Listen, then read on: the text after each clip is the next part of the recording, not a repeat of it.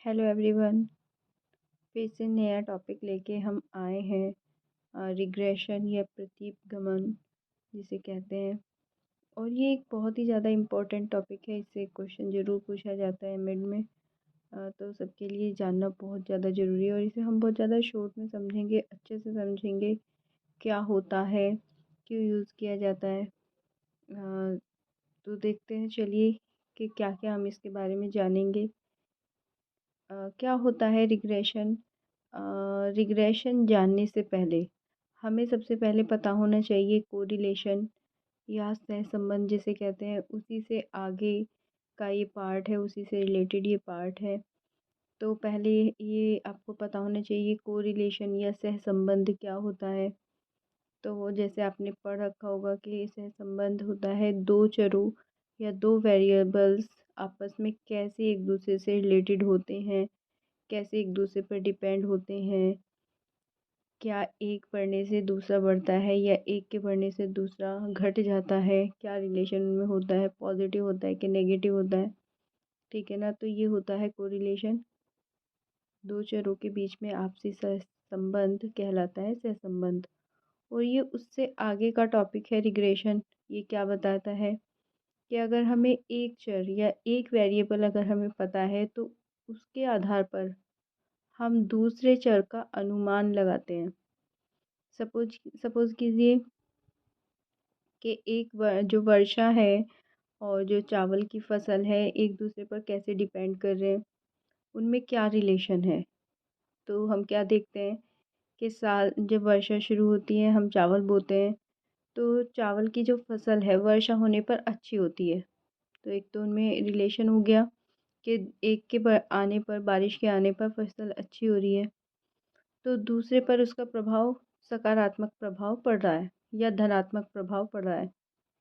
तो इसमें रिग्रेशन का हम कैसे यूज़ करेंगे? रिग्रेशन क्या होगा कि बारिश के आने पर हम ये आइडिया लगा लेंगे, ये प्रिडिक्ट कर लेंगे अपने आप से कि जो फसल है वो अच्छी होगी।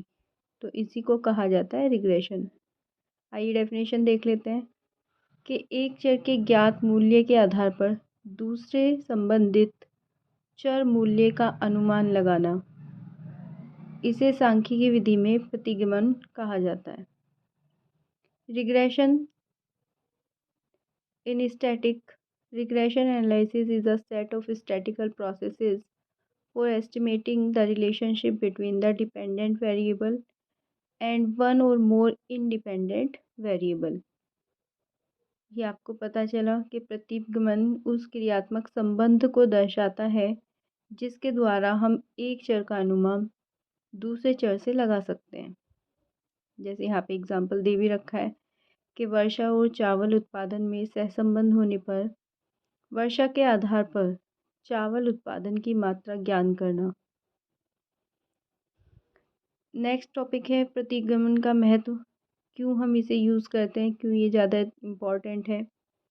तो पूर्व अनुमान में सहायक, जो हम आइडिया लगाते हैं उसमें ये सहायक होता है।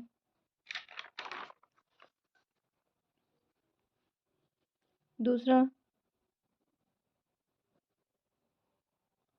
आर्थिक एवं व्यावसायिक अनुसंधान में उपयोग। थर्ड होता है चरों के आधार पर पारस्परिक औसत संबंध का माप।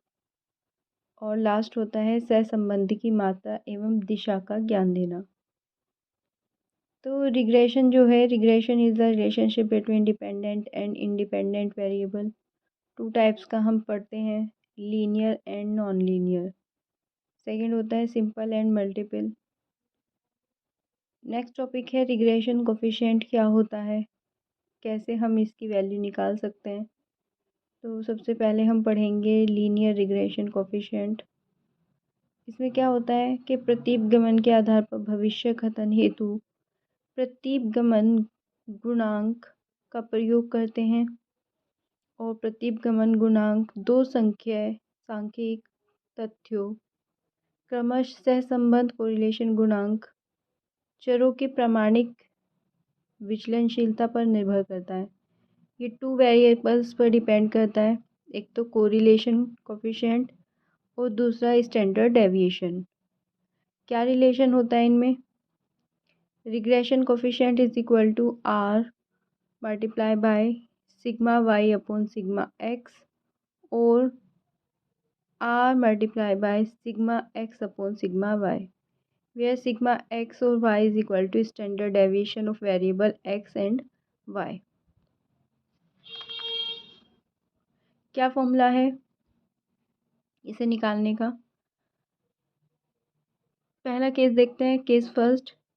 जब x चर का पूर्व अनुमान y चर के आधार पर लगाना हो, तो उसमें क्या इक्वेशन बन जाती है हमारी? b x minus Y is equal to are multiply by sigma x upon sigma Y, ठीक है ना। और बी एक्स वाई क्या है यहाँ पे? B X minus Y is equal to प्रतिगमन गुणांक, R is equal to Karl Pearson linear correlation coefficient, sigma X is equal to X चर का प्रामाणिक विचलन and sigma Y is equal to Y चर का प्रामाणिक विचलन। तो ये इक्वेशन एक तो हमें पता चली X B X minus Y के लिए। अभी सेकंड केस आता है, जब वाई चर का पूर्वानुमान हमें एक्स चर के आधार पर करना हो, B Y minus X is equal to R dot sigma Y upon sigma X, ये नेक्स्ट फॉर्मूला है।